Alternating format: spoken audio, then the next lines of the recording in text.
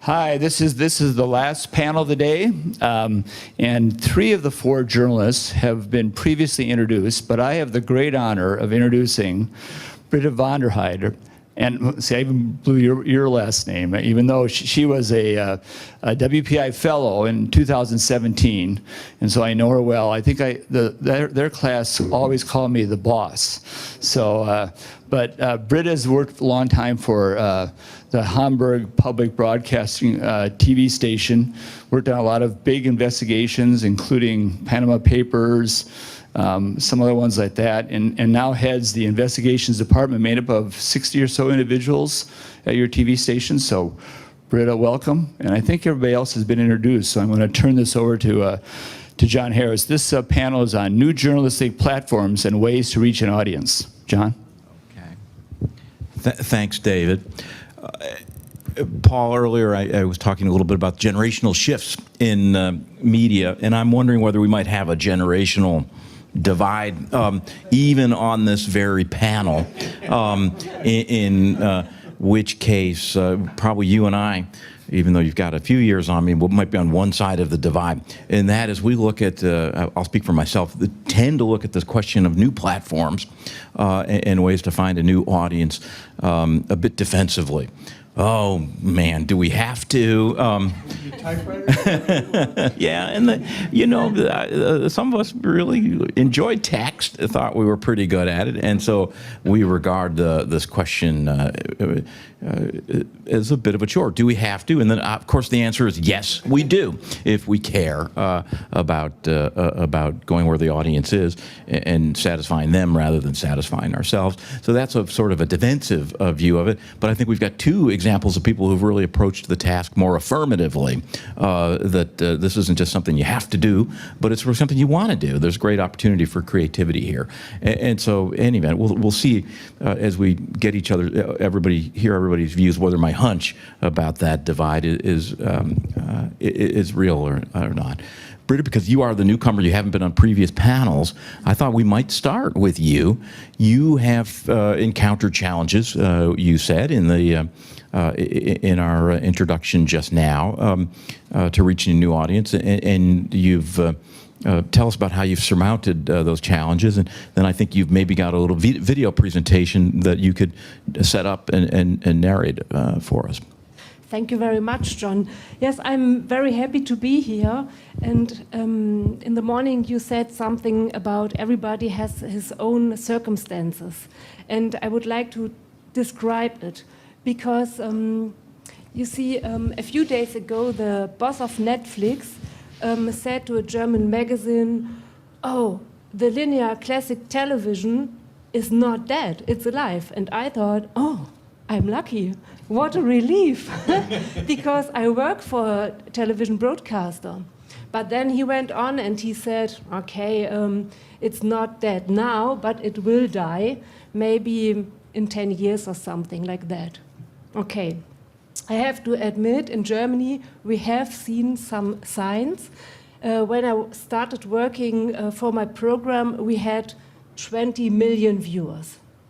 Nowadays, these days, we have 2 million. And of course, I can say 2 million is not so bad. I can also work for these 2 million. Okay, they're a little bit older people and people who still have a television, and I could be satisfied. But if I did this, a lot of people, 40 million, would be very upset with me, I think, because they are paying me. I work for the biggest German television broadcaster, and it is paid by the public, by the general public. And so these 40 million people are my employer. So, and as we are paid by everybody, I am committed to reach so many people as possible. So I have two good reasons to reach more people and to capture new platforms, because first, television will die maybe in 10 years or maybe in 12, doesn't matter. And the second reason is I have these 40 million employer. So, and I'm working for the investigative department, all the stories, or in the best case, the stories should be relevant and they should be exclusive. So, and in the case we have a good story, my main question every day is, okay, how do I bring this story to the people? How can I reach them with my good story? Traditionally, we do television, I told you about that, radio, and also we have some news websites.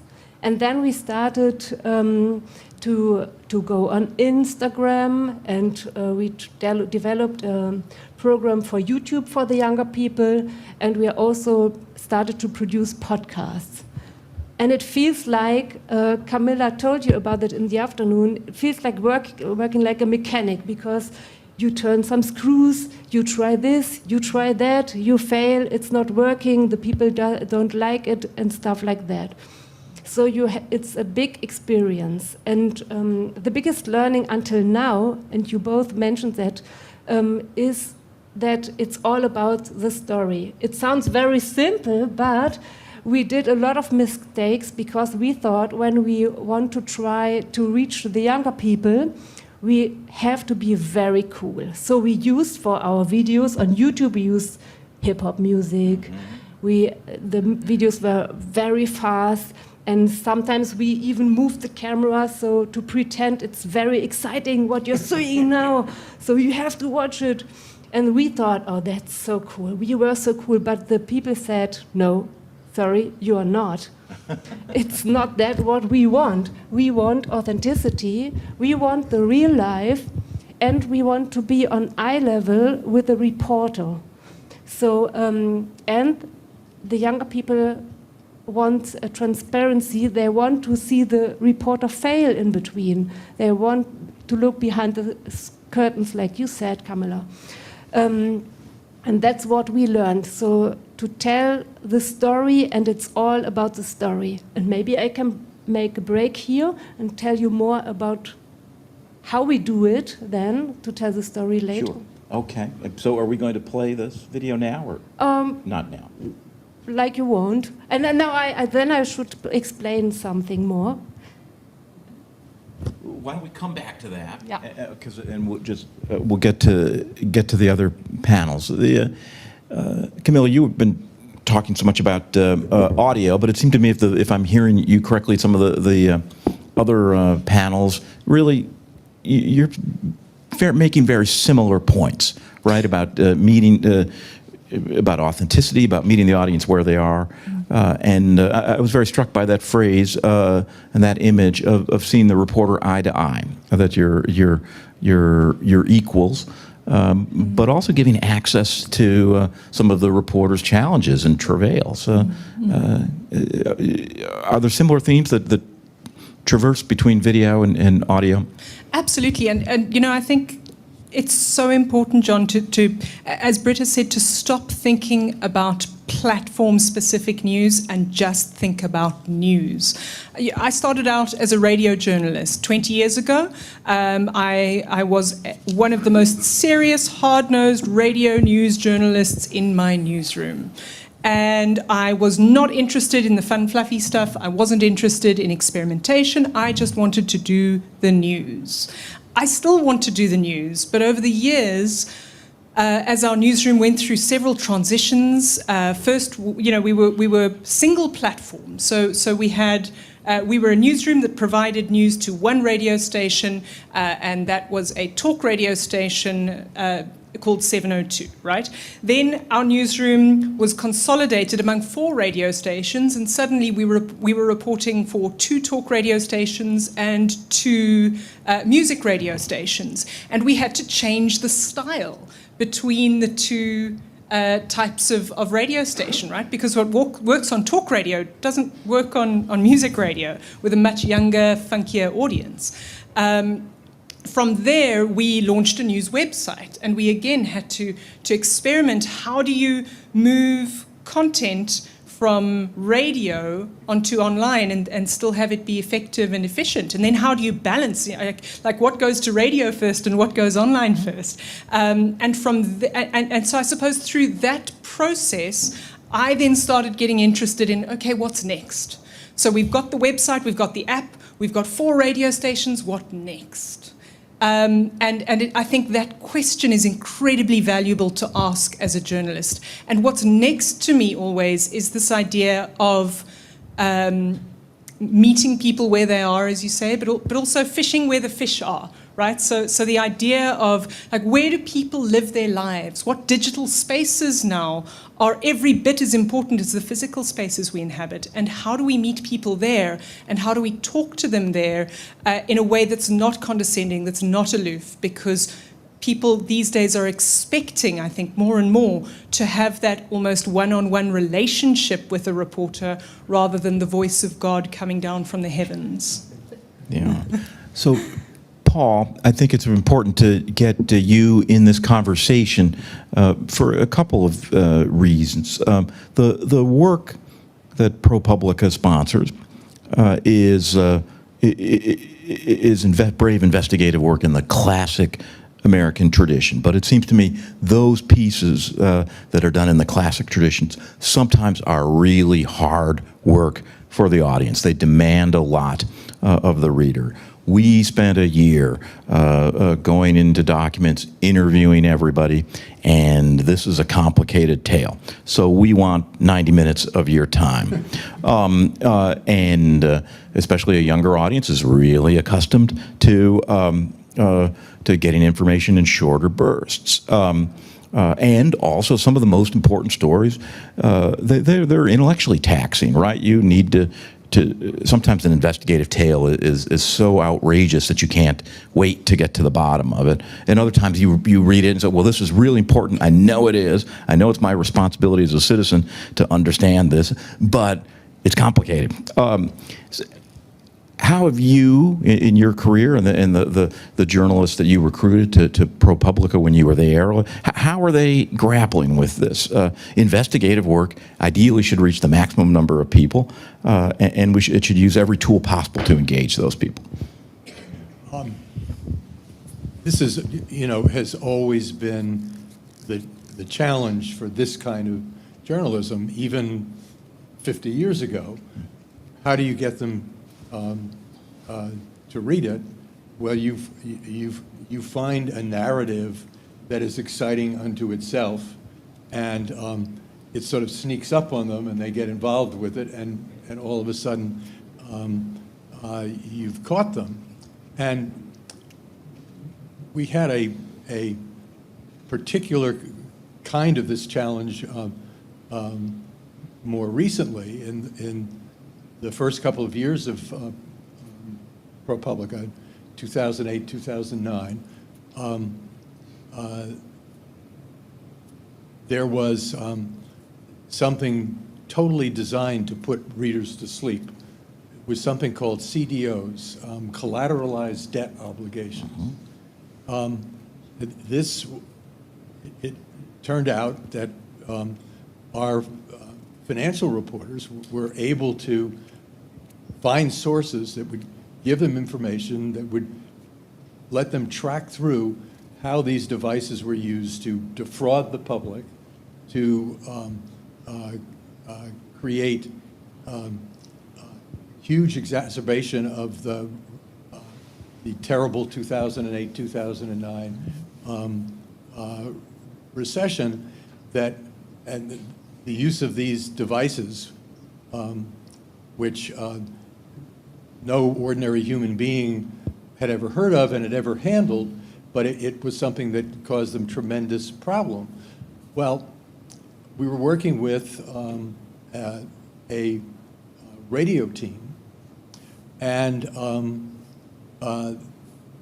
they were marvelous in finding ways that you could bring this down to the ordinary reader. One of our radio compatriots, is a public radio in the U.S., said, this scam is the same scam that was used in a very famous play and Broadway play and then movie called The Producers.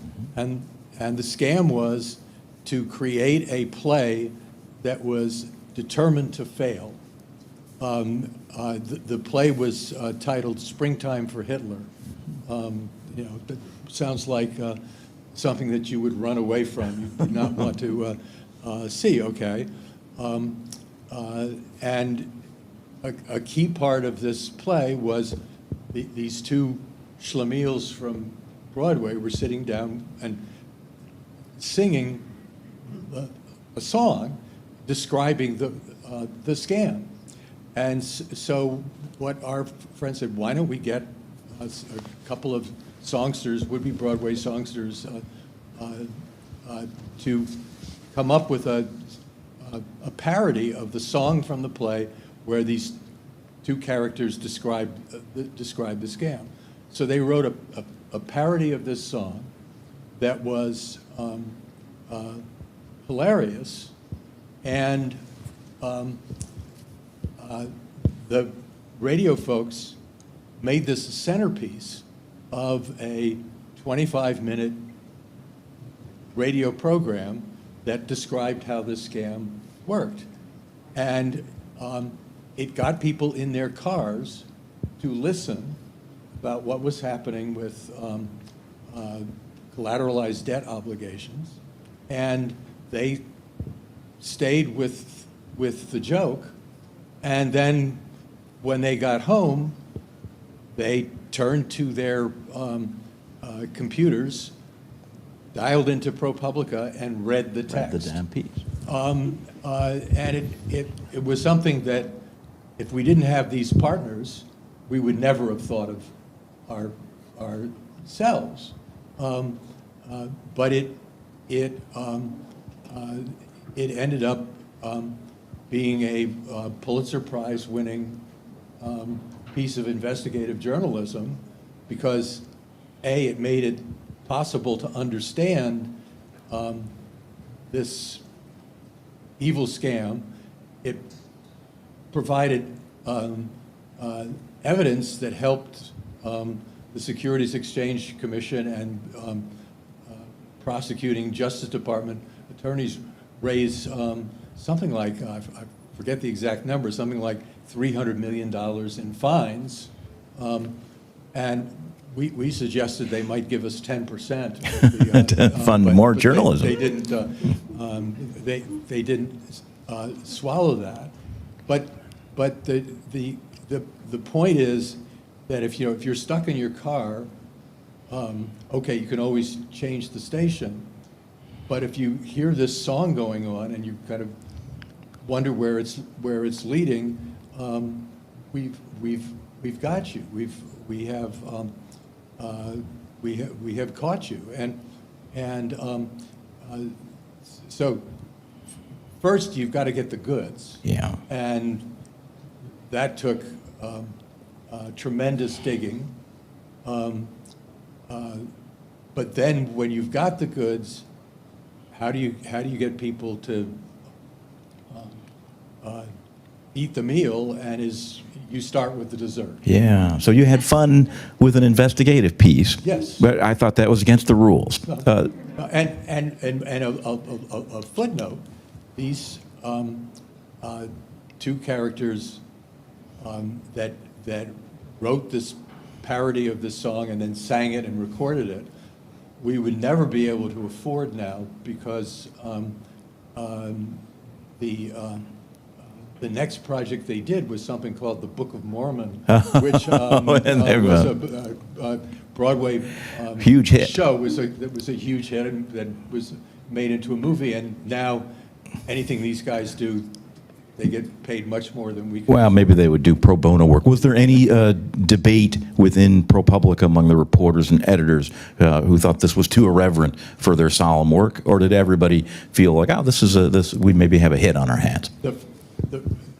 The first reaction actually came from our lawyers, who their first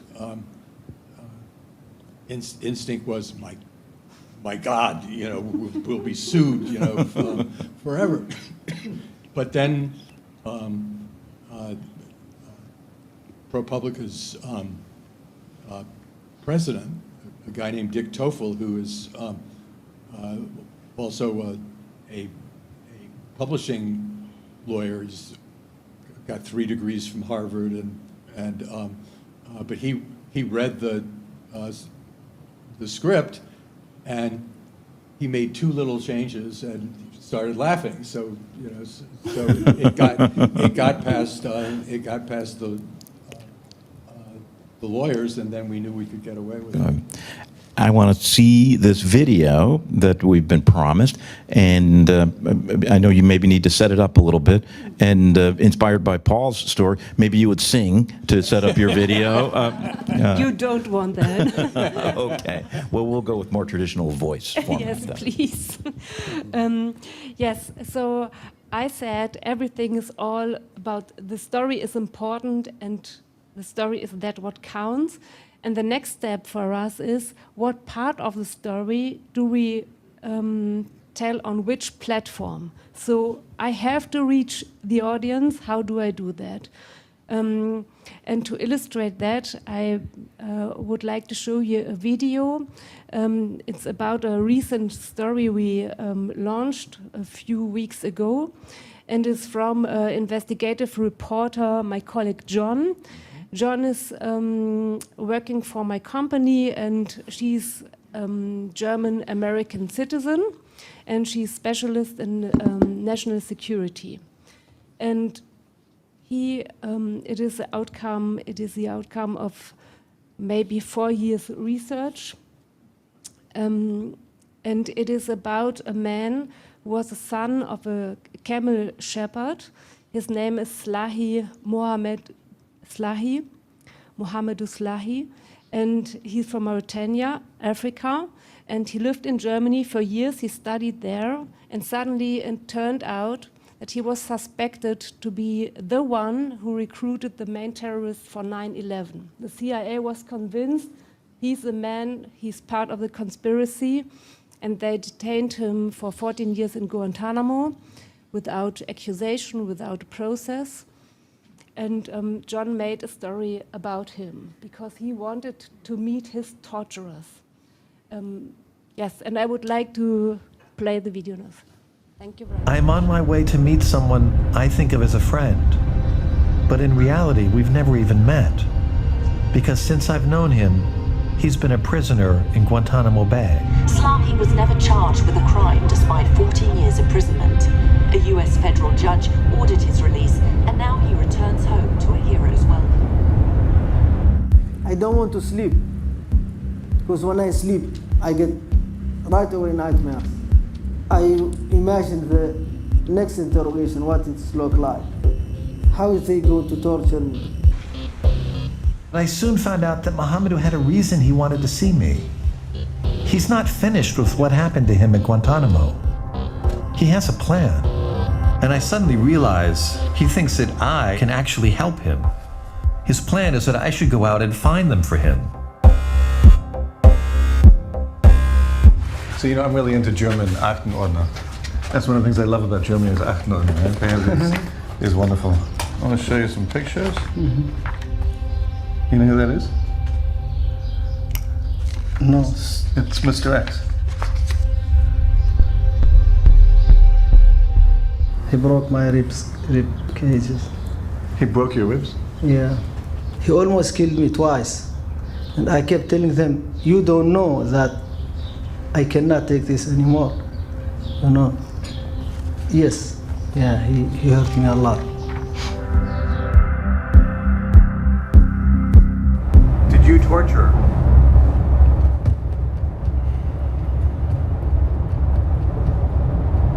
Yeah, it's torture. He's very charismatic, and he's very manipulative, and he did exactly what bin Laden needed him to do for 9/11.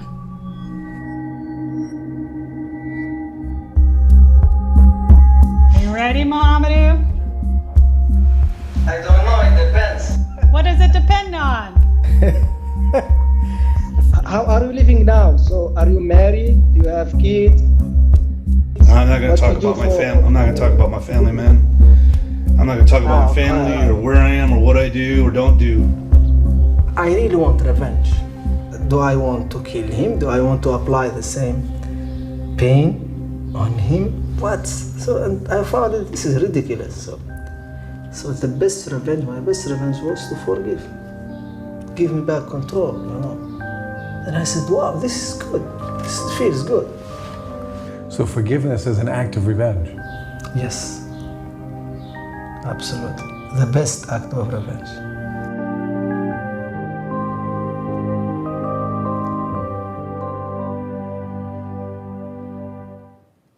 So I showed you this video because this story was perfect or is perfect for different platforms. And I would like to explain because, of course, this was from the classic documentary. And in the documentary, we were able to tell the whole story, especially the law side.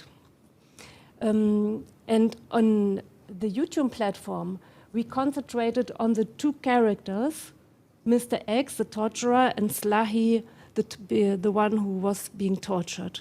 And then the research of John to find the torturers, and then the face-to-face meeting. The young people loved that because it is emotional, and they learned a lot about 9/11. And on the Insta story, we just concentrated on the face-to-face meeting of Slahi and his torturers. And on the news, television and radio, we just had the one piece that the torturer admitted, yes, it was torture, because maybe you remember the US always said, no, it's just enhanced interrogation. So we had also a big news. And my favorite one was a podcast.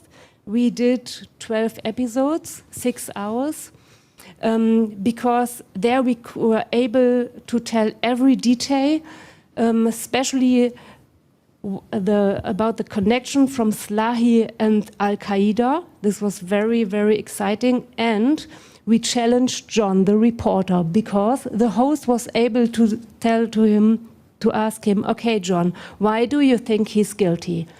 Why do you behave like you're a friend? You're a journalist. Don't forget that. What are the reasons that you think he's not guilty?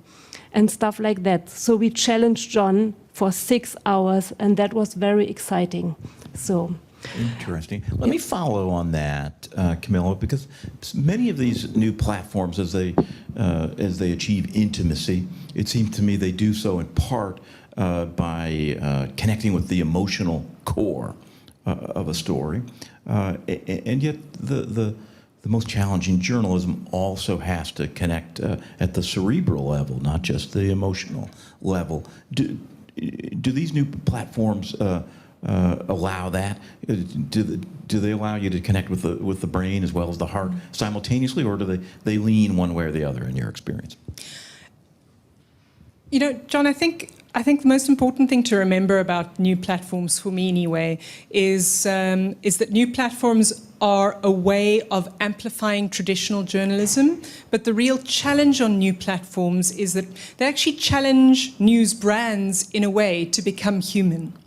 And we need to be able to meet that challenge and become more human and more relatable while still maintaining the credibility, the trust, the loyalty of our listeners, our viewers, our readers, our audience. And I think that is a challenge that many are grappling with at the moment. I think there's a glut almost of experimentation in terms of conversational news, explainer journalism, bringing humor into things, bringing emotion, highlighting emotion, because for so long we were told that was not what we should do. And so there's a huge push in a way to explore that. I hope that, like a pendulum swinging, we'll eventually find a happy medium. And I think we're on our way there already. I think that we have to balance that need for connection and that drive for developing a certain brand personality with the facts and the traditions of journalism and the necessities of journalism. Paul, I want to go to you, but as I do, just an observation that in a sense there's nothing new under the sun. I remember hearing Don Hewitt talk about the show 60 Minutes. Of course, now that I think launched in 1968, and of course it's been an institution now for 54 years. But he said, look, the thing to realize about that show is it's not really a show about the stories. It's a show about reporters covering the stories. And they did complicated subjects, usually 3 in an hour, so they never lasted more than 20 minutes. So some of the things that we're talking about as innovations, and they are innovations, but there's never a brand new innovation because that platform, a really powerful traditional platform, has been doing some of the things we're talking about here for a half century. No, this is what I wanted to get to. In the 60s, before you guys were born,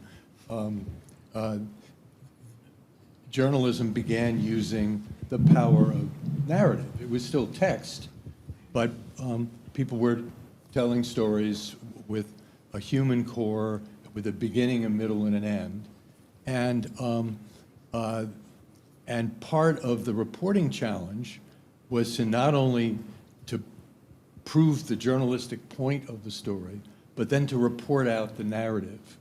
And what I found as we were using these essentially magazine techniques in journalism was that sometimes the reporters would spend more time trying to nail down the narrative and less time trying to prove the journalistic point.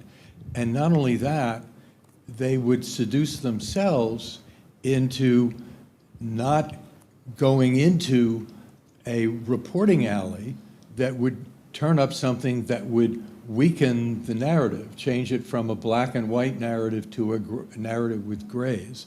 And so it became an important part of the editing and coaching and training process to understand that if you want to write great narrative fiction, okay, write great narrative fiction. But if you're using the techniques of fiction to put across journalism, you have to be sure you commit to the process of journalism. You open the doors that may lead you to something that will turn your story into a gray story, into a black and white story. That's and whether you're doing it in text or whether you're doing it in multi-platform, you know, if we're going to use the parody of a song from a play, we better be sure that the fundamental underpinnings of the story are there. And the only thing I would add to that is that I would love a great narrative in the hands of a great storyteller, but in the hands of a mediocre storyteller, sometimes I want to lop off that long anecdotal lead.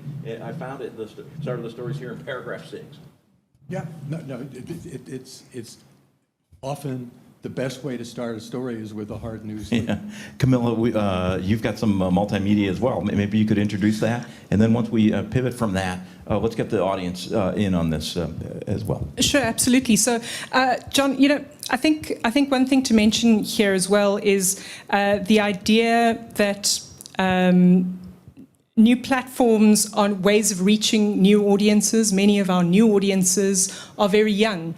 And I think one of the challenges that journalism is facing now, more so than ever, it has faced it for many years, I'm sure, but now more so than ever, it seems that we are competing in an attention economy in ways perhaps that we haven't had to before. So, you know, the newsrooms that I work in, we don't see our competition as other newsrooms. We see our competition often as social media or Netflix or entertainment television stations. We are competing for people's attention, and we need to be able to package our very valuable and very important information in ways that allow us to compete for that attention. I think that's a real struggle that we're having as journalists at the moment. I think it's the New York Times famously that refers to it as candy-coated broccoli. So you want people to eat their broccoli, but the way to do it is to dip it in candy for them, right? So I suppose my my little video is a bit of candy to get people to eat their broccoli. It's very simple, text to video, which is a very exciting format for many newsrooms at the moment.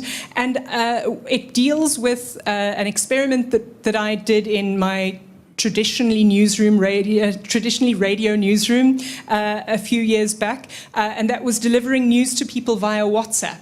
And we talk about, meeting people where they are and fishing where the fish are. And this WhatsApp experiment was born out of an interest in how absolutely ubiquitous WhatsApp is in South Africa, as it is in much of Europe. I don't think it's gaining traction in the US, but I think it's still quite a way behind. But WhatsApp is on every single person's phone, and we're on it multiple times a day. And we wanted to see if there was a chance to meet people on that platform, and how would we do it? And what we did was we looked at the way people engage on WhatsApp, and how do we craft news that might live on a platform like that. And what we found was that the traditional way of doing news, the sort of facts first way of doing news, devoid of personality, devoid of cheek, put it like that, simply wouldn't work on a platform like that, because it relies on intimacy. Everyone's kind of in on the joke. So that's just a little preamble to the video, which is just a distillation of some of my thoughts, I suppose, around new platforms. Bring on the broccoli. Very fast. Yeah, Paul. On this point about you're competing not just against other news, but anything that shows up on the screen. And I was, for some reason, I was on YouTube. It must have been the football game I was watching got boring or something. But lo and behold, I saw something called Victory at Sea.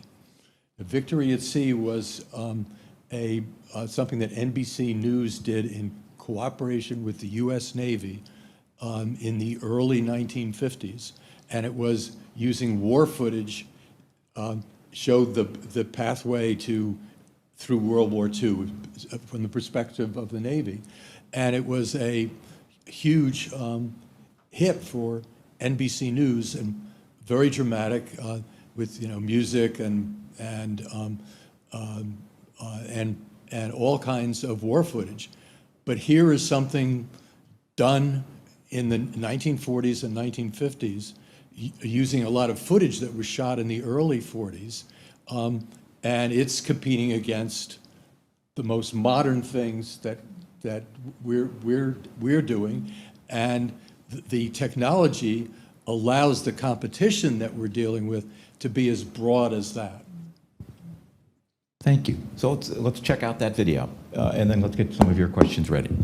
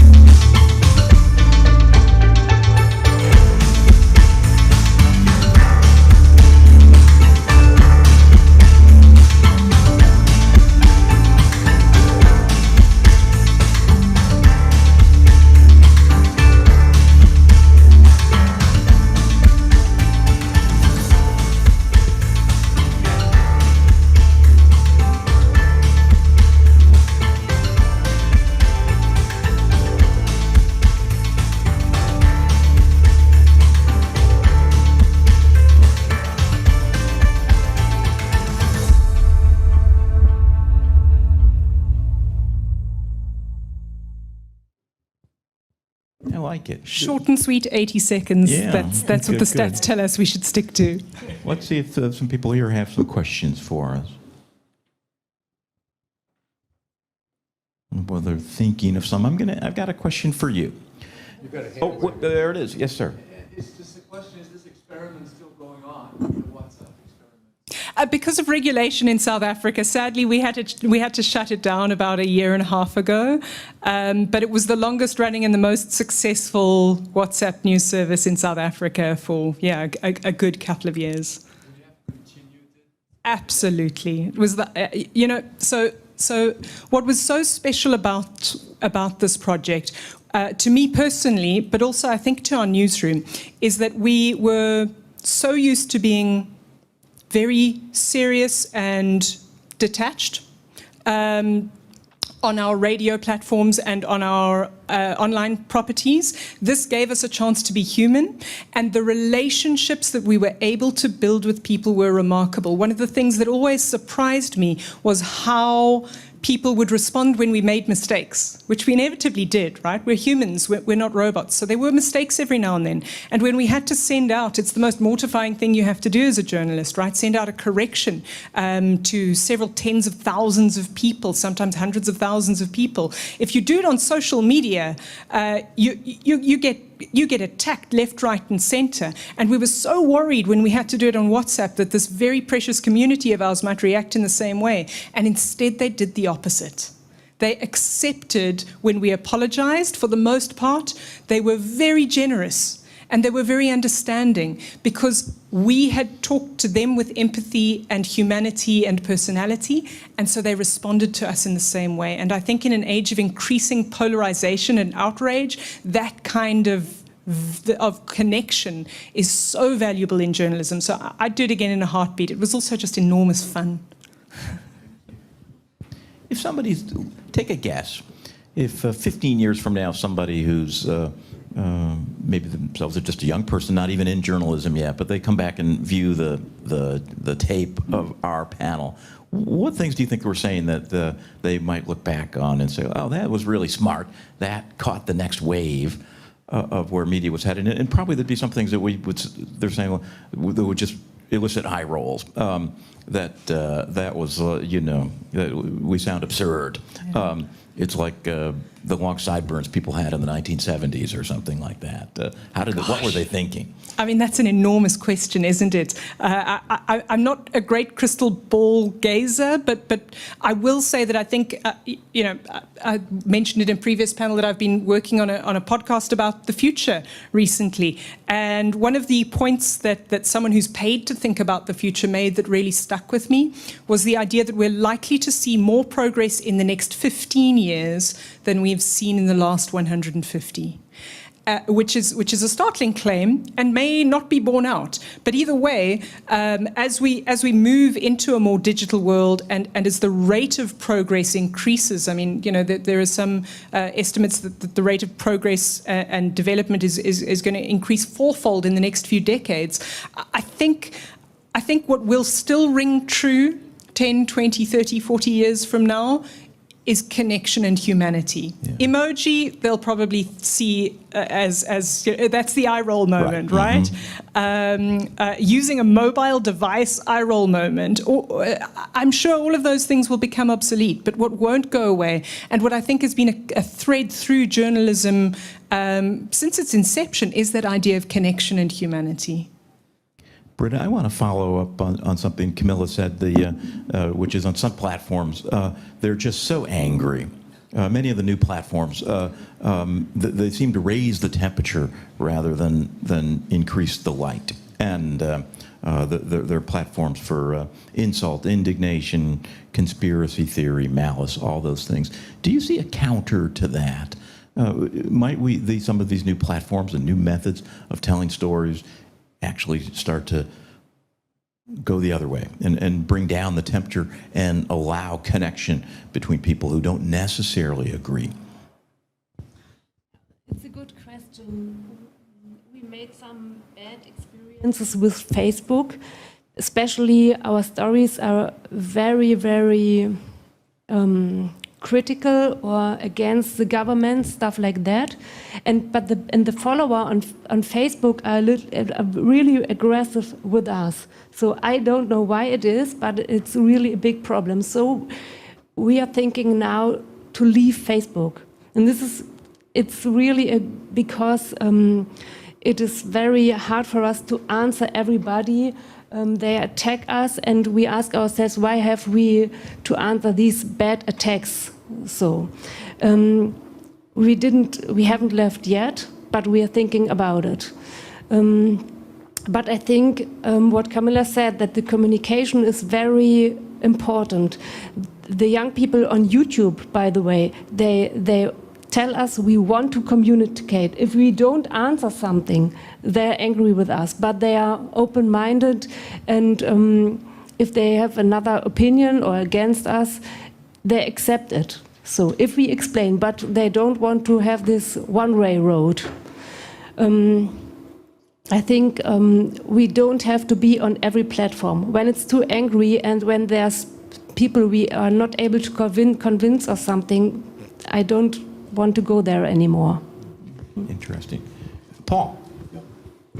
I mean, I think it's interesting to remember that in the sort of the later decades of the 19th century, many newspapers had Democrat or Republican in their names. In other words, they were designed from the get-go to be partisan and to find, using the techniques of the day, stuff that would support that